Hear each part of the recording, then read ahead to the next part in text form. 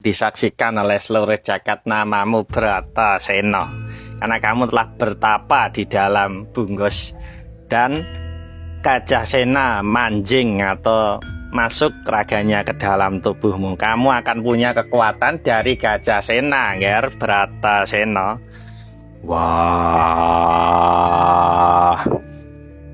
ini siapa? Ada orang bentuknya kayak wadah air, kayak Jun.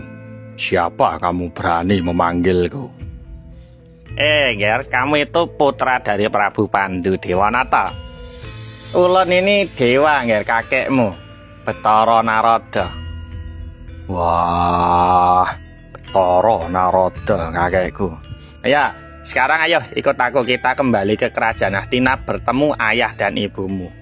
Wah ya, Sang Hyang Bathara Narada, aku akan mengikutimu.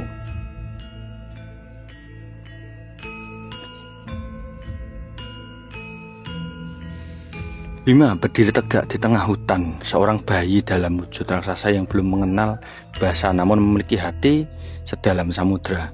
Inilah awal mula sang kesatria yang kelak akan mengguncang dunia pewayangan. Untuk selanjutnya kita akan masuk ke bagian 2, yaitu tragedi Balai Sigala-gala. Bagaimana kisahnya? Kita masuk ke ceritanya.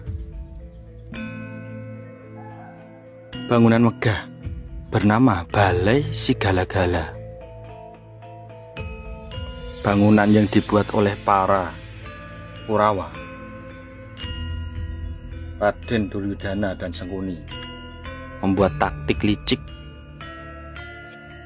Kelicikan para Kurawa tiada batasnya. Atas siasat dari Patih Sengkuni, Pandawa dijebak masuk dalam istana lilin yang mudah terbakar. Saat malam mencapai puncaknya, api menjilat langit, membumi hanguskan harapan. Namun takdir berkata lain. Walau melalui terowongan bawah tanah, Sang Bima menggendong ibu dan saudara-saudaranya menembus gelapnya perut bumi hingga sampai di kediaman Sang Hyang Antaboga, sang penguasa naga. Rumah Balai Sigala-gala terbakar hebat. Kebakaran di sana sini. Para Pandawa berkumpul, memutuskan langkah selanjutnya untuk menghindari agar tidak terbakar dalam rumah Balai Sigala-gala. Wah, api menyala-nyala. Ayo, Ibu Kunti, adik kembar aku akan menggendong kalian. Ayo, Permadi, buka jalan dari lubang bawah tanah itu.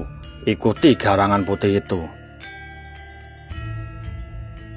Injih Kakang Mas, aku akan membuka jalan mengikuti garangan putih itu. Bima dengan suara terengah-engah, napasnya menggelegar.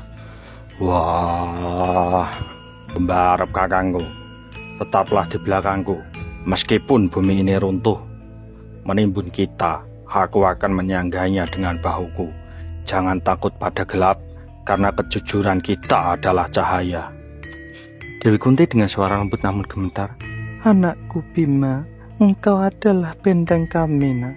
Namun lihatlah di depan kita ada sosok naga raksasa yang menjaga gerbang. Siapakah dia? Apakah kita lari dari api hanya untuk masuk ke mulut naga, anakku? Muncullah Sang Hyang Antaboga, naga raksasa bermahkota, dan di sampingnya berdiri Dewi Nagagini yang cantik jelita. Sang Hyang Antaboga bersuara berat dan berwibawa. Berhentilah, kesatria perkasa. Jangan kau angkat gadamu.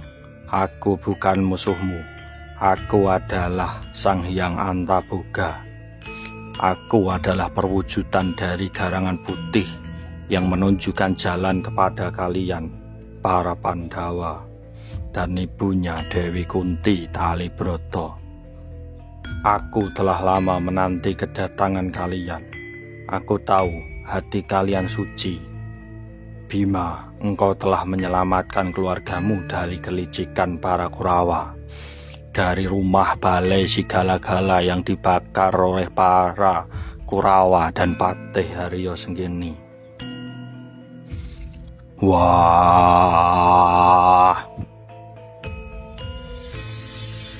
jika engkau mengenalku, maka biarkan kami lewat. Aku harus membawa keluargaku ke tempat yang aman. Dewi Nagagini maju mendekat, suara merdu dan halus. Oh, duhai sang kesatria hebat.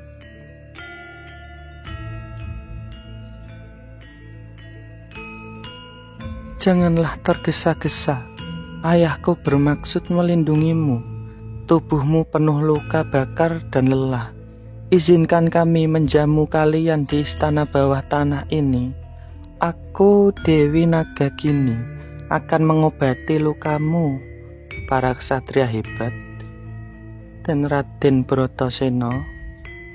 Akhirnya para Pandawa pun diobati oleh Nagagini dan dijamu oleh Sang Hyang Antaboga. Kakang Bratasena, sini duduk di depan biar aku mengobati lukamu, Kakang. Iya, aku akan duduk di sini. Tapi pelan-pelan ya, aku takut nanti kalau sakit. Masa seorang kesatria takut sakit? Oh iya, aku kuat. Aku tidak pernah sakit. Ini. Mohon maaf, aku malah merepotkanmu. Tidak apa-apa, Raden Bratasena. Mana yang sakit, Raden? Ini di pundakku ini sakit, rasanya ingin dipijat sama wanita cantik. Raden bisa saja sini, biar aku yang pijitin, Raden. Ya, terima kasih Dewi Nagagini. Gimana? Sudah mendingan?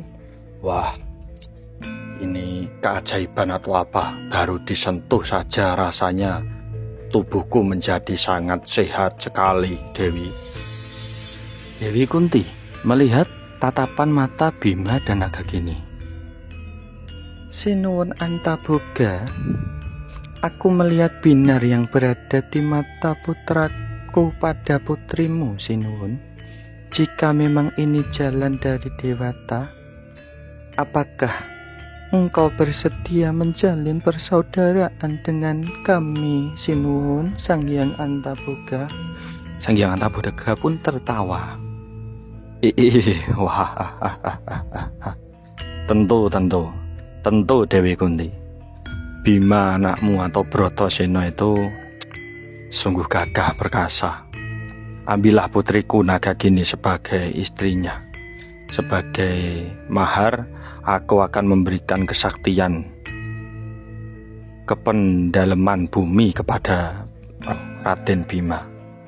Bima takkan mempan oleh segala racun di dunia ini, dan kelak darinya akan lahir putra yang menguasai jagat bawah tanah. Bima pun masuk bersama Nagagini. Oh, sini, Nak. Wah, ada apa Ibu Kunti Talibroto? Kamu lihat, putri dari Sang Hyang Antaboga cantik sekali ya. Wah, iya. Wah, aku baru lihat ada wanita bisa secantik itu. Kaget aku awalnya. Kalau dilihat dari bapaknya, mohon maaf ya, Sang Hyang Antaboga. Nggak apa-apa, santai aja, Nger. Aku lihat bapaknya wujudnya ular. Lah kok punya putri kok secantik bidadari ini. Wah, hatiku merasa berdebar-debar. Apalagi tadi saat aku diobati sama Dewi Nagagini. Wah, rasanya sekujur tubuhku menjadi panas dingin, Kanjeng Ibu. Bagaimana kalau kamu saya nikahkan dengan anaknya Sang Hyang Antaboga? Wah, apa? Menikah dengan itu Nagagini? Benar, anakku. Wah, siap. Aku takkan menolak. Kalau benar, tapi tanya dulu sama orangnya mau apa tidak. Saya ini Orangnya berangasan kayak gini apa mau?